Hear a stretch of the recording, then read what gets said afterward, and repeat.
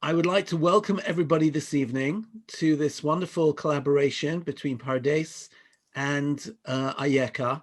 My name is Alex Israel, and I am the director of the community education program here at Pardes and of the summer programs that we have. And I really want to thank you for joining us for this wonderful evening about soulful parenting. I don't know if everybody's completely familiar with the mission and vision of Pardes, so I'm just going to say one thing about that and not waste any more of anybody's time. This isn't a waste of time, but I'll say this. Pardes really believes that everyone should have equal access to an immersive, text-based Jewish education, and that deep Jewish learning is the inheritance of every single Jew. And we celebrate the diversity of Jewish life, the application of Jewish living, and believe that Jewish learning can really provide a common language of discourse and meaning and lead to a more significant Jewish practice. Pardes has long-term and short-term programs and classes in Israel, in North America, and lately we have developed our online programs in a more expanded way, and anybody who would like to can take programs in the morning, in the evening, and join us to our classes. So without further ado, I'm going to turn it over to Dasee Berkowitz and to Rabbi Aryeh Ben David, who are going to explore the world of soulful parenting together with us. Thank you. Good evening and welcome to everybody. Thank you so much, Alex. It has really been a pleasure to develop the series with you and the whole team at Pardes. I'm a Pardes alum, and my husband Leon is very involved at Pardes as well. And it's wonderful to be here with Aryeh Ben David. We haven't been in Chavruta in a long time, working together for over 6 years at Ayeka, the Center for Soulful Education.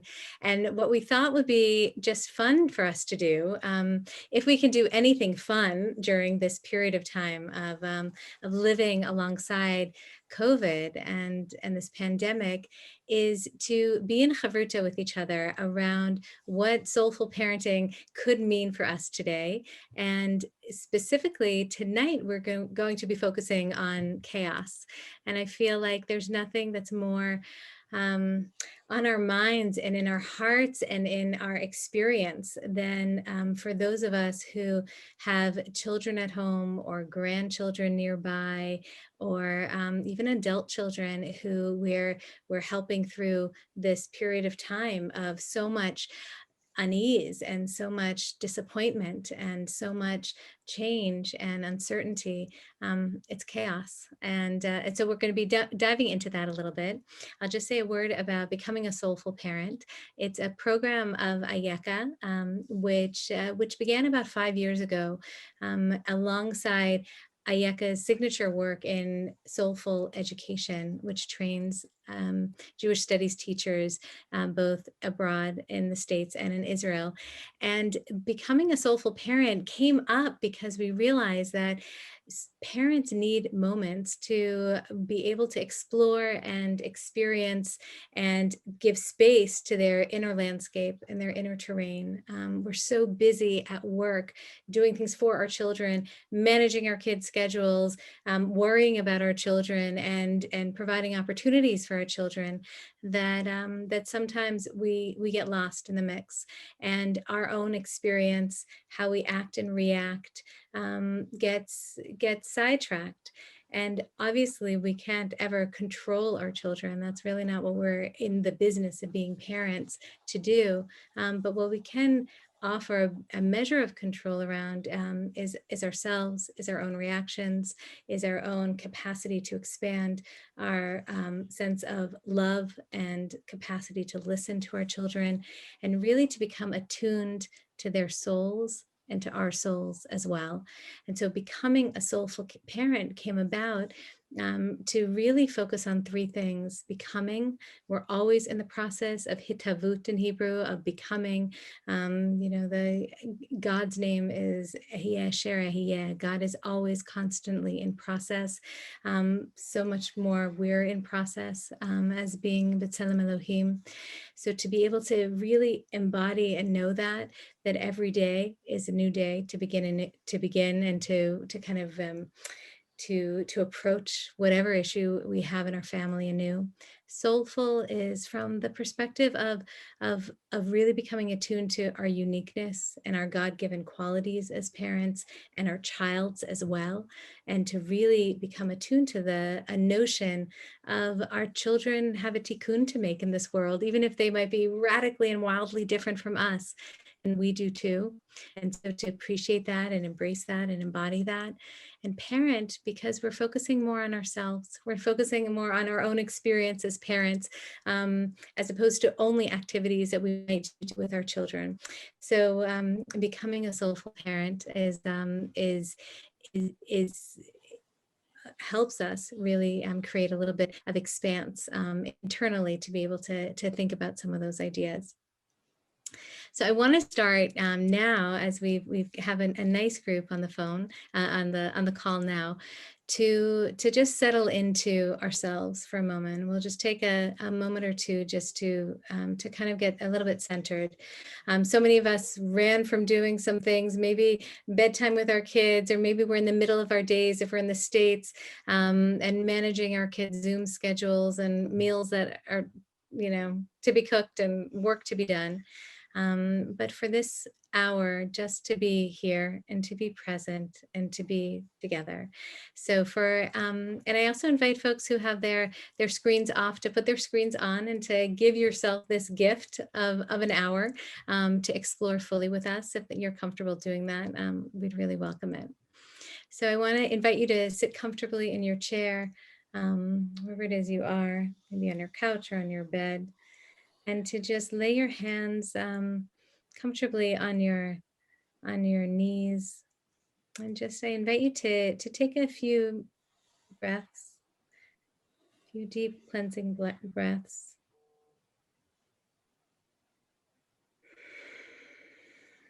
Really to kind of transition from a place of busyness to presence.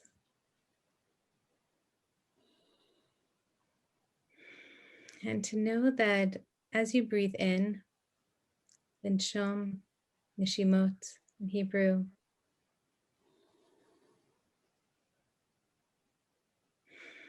you expand your neshama, you expand your soul, this place within you that is just you, that's perfectly you, in the way that you act and react, and who you are. It says in Breshit, Perek Bet, Yitzar Elohim, Adonai Elohim et Adam, far min ha'adama, v'yipach b'apiv nishmat chayim, v'yihi ha'adam lenefesh chaya. This idea of breathing, right? This breath that God breathed into us. Nishmat chayim, it was the breath of life. And it made Adam alive. It made the first earthling come to life, and it makes us come to life all the time. And it's always there for us. So take your last breath.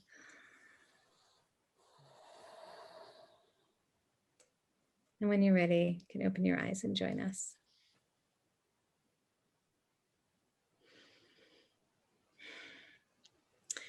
So this, I think there's an idea, probably maybe when I was living in New York, there was a store called the Container Store.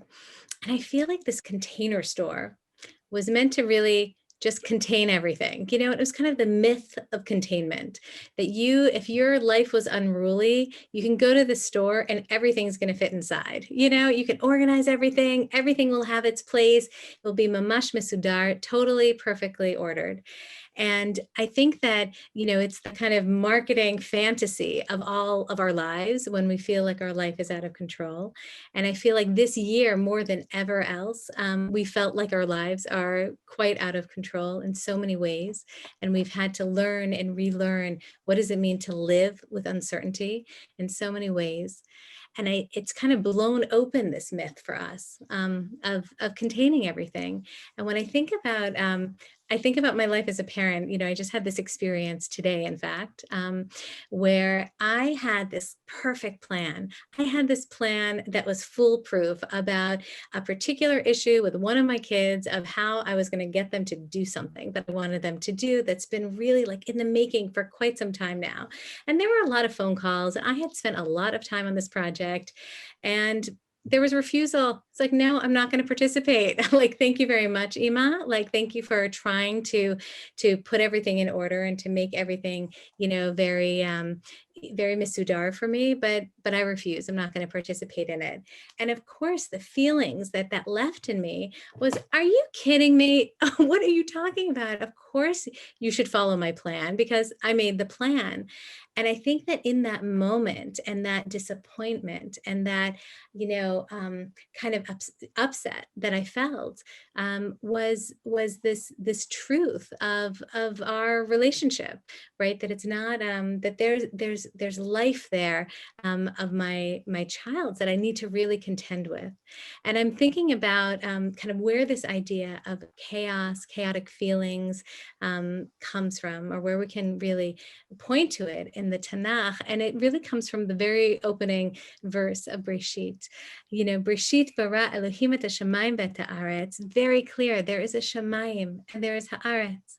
V'haaretz hayta tohu v'vohu v'choshech al pnei hatahom v'ruach Elohim merachefet al pnei hamayim.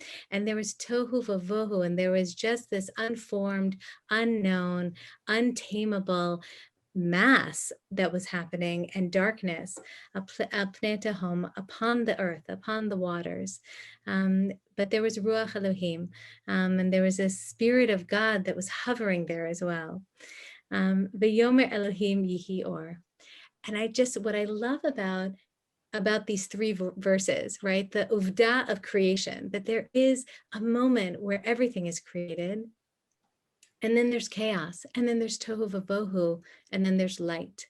And there's something about that, that process, that makes me wonder and question, well, why didn't we just go from, that Breshit bara Elohim, that God created, in the beginning, and then there was light. It would be so much clearer. And it goes with our myth of the container store, that it can just skip over that tohu vavohu. Why do we need that?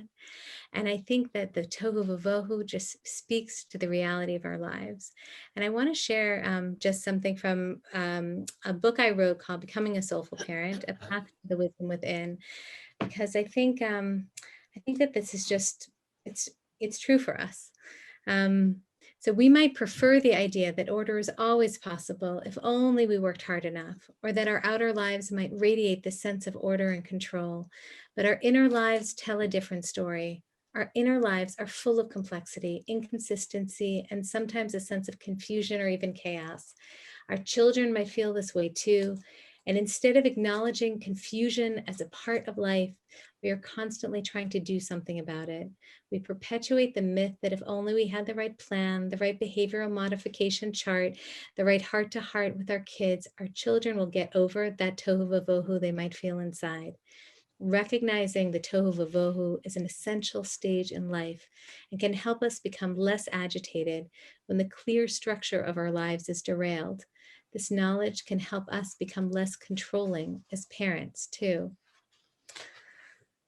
There's this beautiful idea also just about what the place of tohu vavohu might be. So we continue. Parker Palmer writes beautifully about the connection between chaos and order. Our initial impulse as parents is to, quote, organize and orchestrate things so thoroughly that messiness will never bubble up around us and threaten to overwhelm us. But as Parker Palmer reminds us, chaos is the precondition to creativity. As every creation myth has it, life itself emerged from the void. Even that which has been created needs to be returned to chaos from time to time, so it can be regenerated in more vital form. Chaotic feelings are inherent in any creative process. Each parent, each child, and each family will inevitably go through the periods that are dark and murky, and this chaos is okay and even sometimes necessary so that something new can emerge. And I think about this in so many ways. I think about this with the terrible twos and the teen years and the midlife crises. There's constantly moments of chaos, moments of uncertainty and unknowing, and moments of potential clarity that can come. And I know, Aryeh, you've been doing a lot of thinking about chaos and about family life and about Rav Kook, which is the work that you've really been immersed in.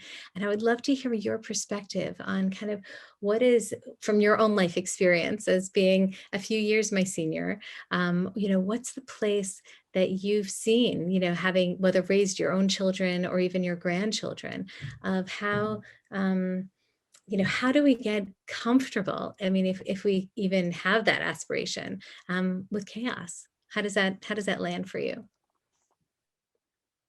Thank you, Dasee. Shalom, everyone. Shalom, shalom. I'm Aryeh Ben David. So Sandra and I have six kids. They're now 24 to 35. We have grandkids. But we went through adolescence 6 times with our kids. We went through the terrible twos 6 times with our kids. And these are some of the thoughts I want to share with you, mainly strongly inspired by Rav Kook, contemporary mystic. So here's the bad news, first of all, as parents. Bad news is the goal is not to raise well-behaved children. That's the goal. Let it go.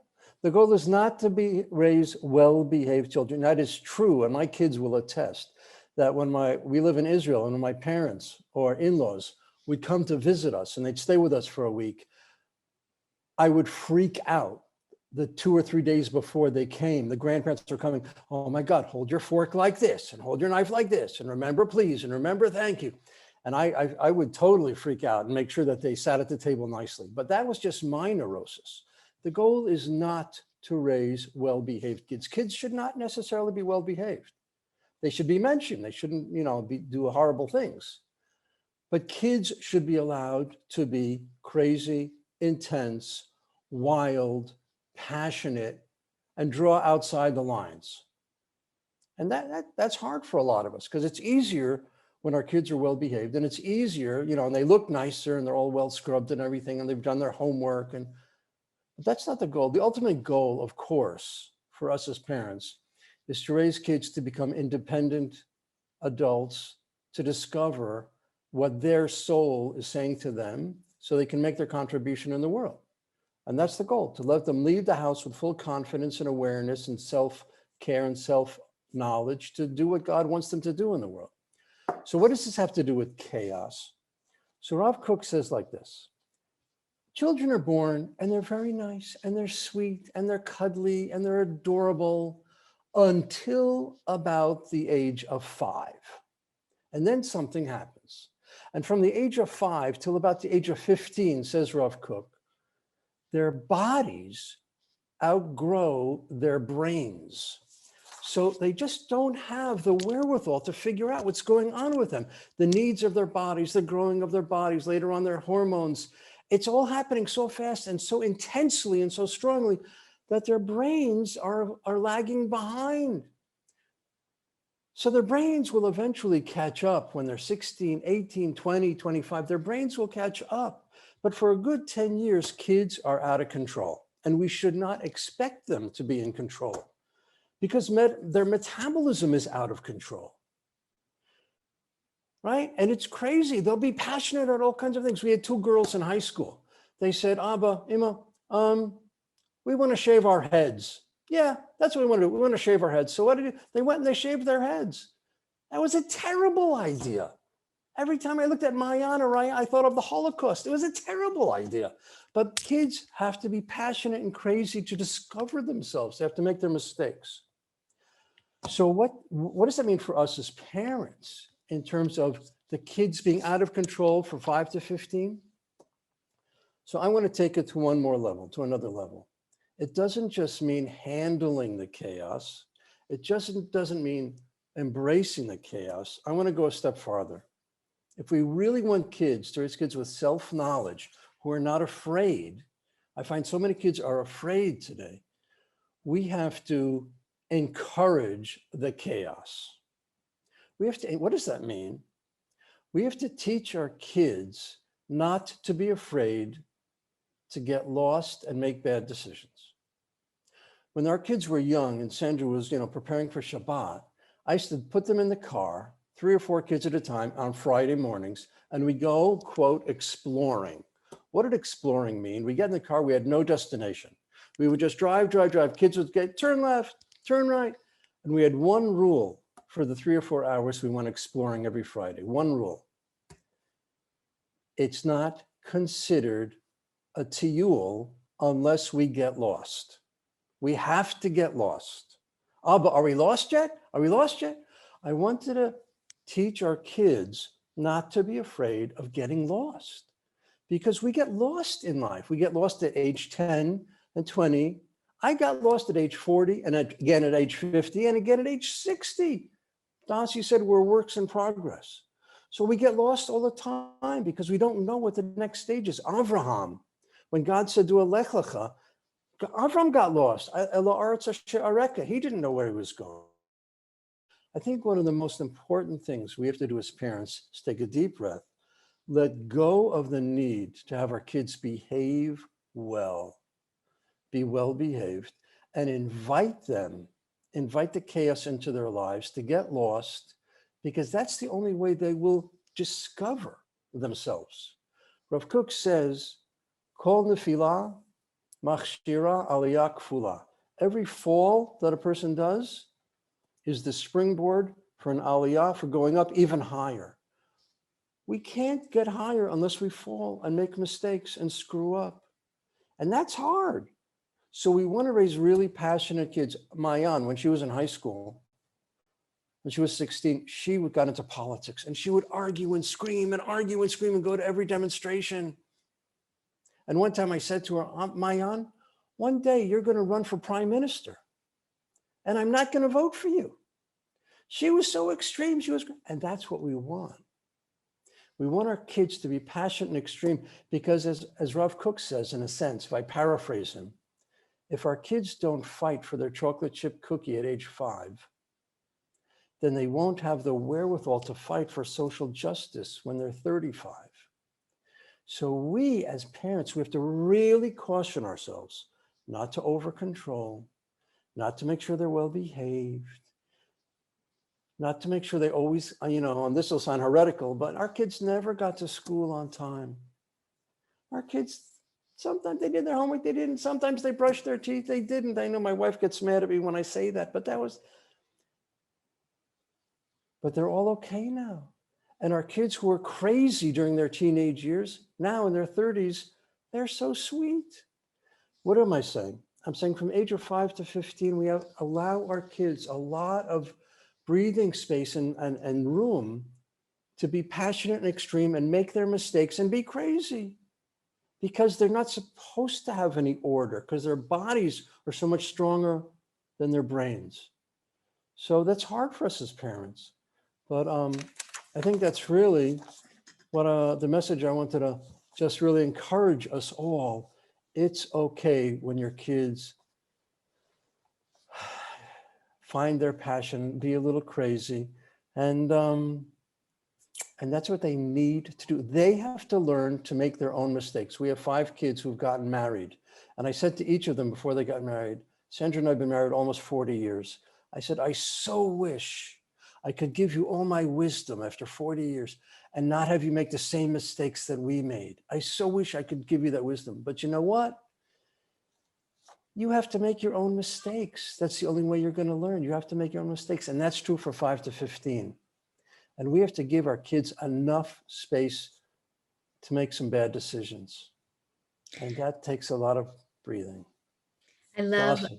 No, I mean, I love what you're saying, and it's so counterintuitive, and it's so countercultural. And I feel like there are ways in which, the stakes always seem so high, kind of whatever situation anyone is in, it's like, no, but if they do this, then what will happen in their future?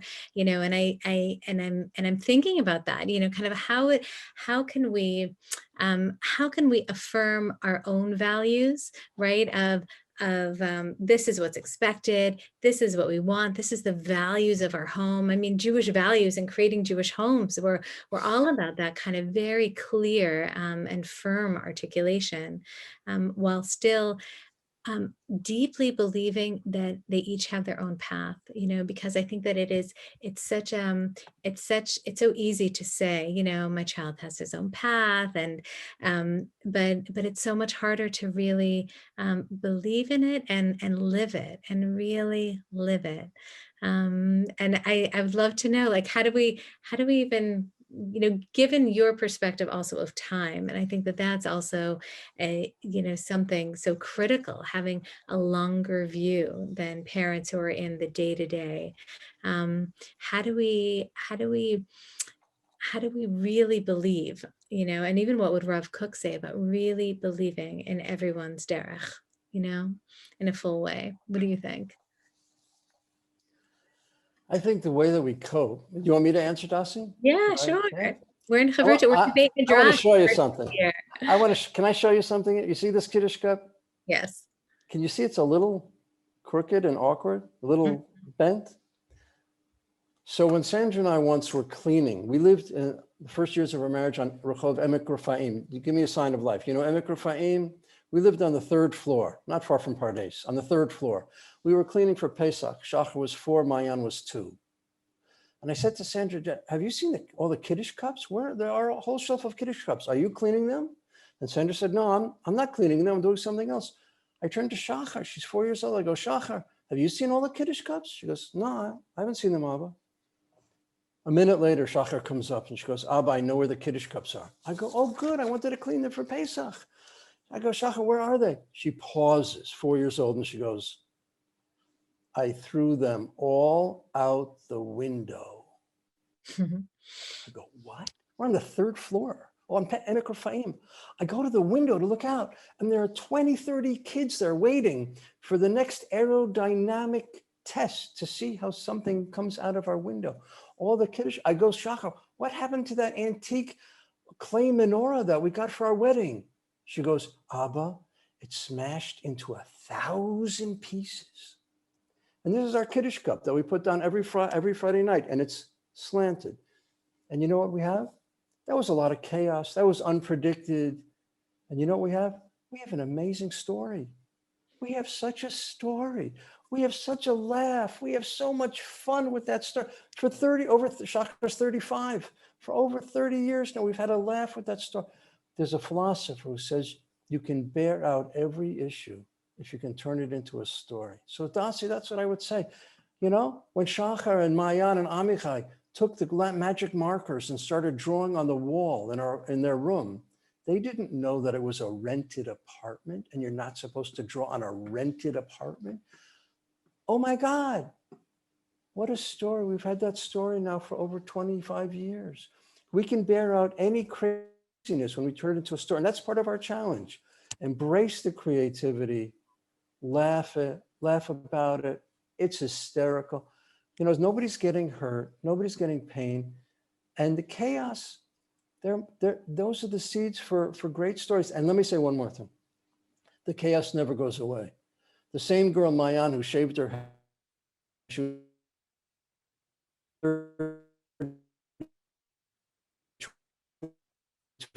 she said, Abba, which 2 paths should I take? I'm not sure. I said, Mayan, this is all I can tell you. Pick the path which makes you more afraid. Don't be afraid of the chaos, of the uncertainty. Embrace it. That's how you're going to grow. Yeah. This is the story at age 5 or 35, at age 65. Yeah. That's what I would offer. Yeah, I mean, I think it's it's a real lesson. When I think about it, I think about the yetzer, that you need the yetzer. You need the yetzer tov, you need the yetzer hara. And sometimes that chaos can come from that yetzer hara, that is also what you need in order to build a house and get married and, live this productive life that every parent might be dreaming of for their child, and how to not squash the yetzer, to like know, to have it come to life. So I want us to do a little bit of reflecting personally. It's fun to kind of eavesdrop on our chavruta in the Beit Midrash that is Pardes, but it's even, I think, more instructive for us to think of our own lives, whether it's for our children who might be grown or might be small or might be in between, or grandchildren. And for us to think about for a moment, and if you have pen and paper, you can even write about it for yourself. And I'm going to put this in the chat now. To name a time when you have seen creativity come out of a sense of chaos with your own child. Was there something that you noticed? Like, think of a time, maybe recently, maybe last week, maybe last month. First name that chaotic moment. What was there? What was happening?